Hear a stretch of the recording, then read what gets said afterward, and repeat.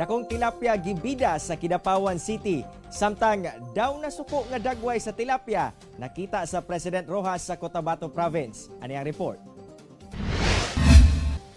Mao kini ang mga daw higanteng tilapia nga nakuha gikan sa usa ka fish pond sa Kidapawan City. Ang labing bugat mitimbang og kapin 5 ka kilo.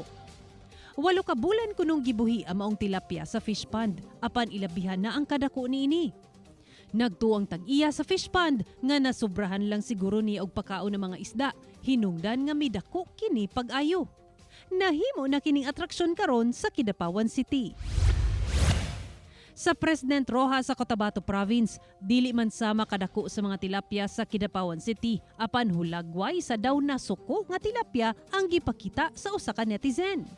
Sumala sa tag-iya niini, gihatag kuno ang fingerling sa mong tilapia gikan sa Bureau of Fisheries and Aquatic Resources sa DNR. Picture na lang kuno ang nabilin tungod kay gisud-an na kuno ang tilapia sa tag-iya niini. Ako si Sara Hilomen Velasco para sa One Mindanao.